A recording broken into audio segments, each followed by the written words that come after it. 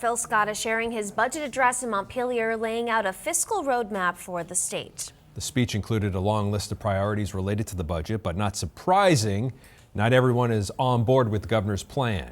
NBC5's James Maloney joins us now live inside the State House. James, what is the total budget number and how are lawmakers reacting to it tonight? Well, Brian, the budget that Governor Phil Scott talked about is $300 million more than the previous, totaling to about $9.4 billion. Now, today, the governor laid out multiple priorities as to how that money should be spent, but following the address, he's already getting pushback from Democrats.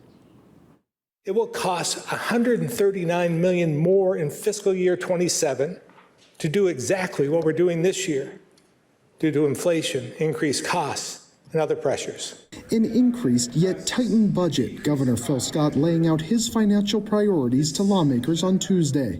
Gone are the days of saying yes to every group asking for more funding.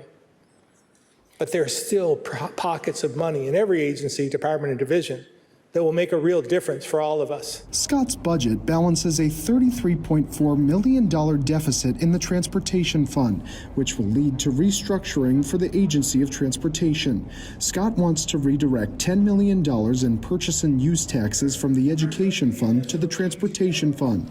He eventually wants purchase and use to only fund transportation, and that idea is already getting pushback from Democrats. The solution to just move money from the education fund means that we're going to be paving the roads on the backs of our taxpayers. Education is projected to cost $2.56 billion, and now the governor wants to use a total of $105 million from the budget adjustment in Big Bill to reduce a projected 12% property tax rate down to around 5.6. Zero would be ideal, and Senate Republican Scott Beck says school districts can help despite many budgets already being warned. The rest of the way is going to be somebody else's responsibility. I think that local. I think that's local. I think that's our school districts. Momentum on housing is something Scott wants to continue, with a plan towards modernizing Act 250 among other housing barriers.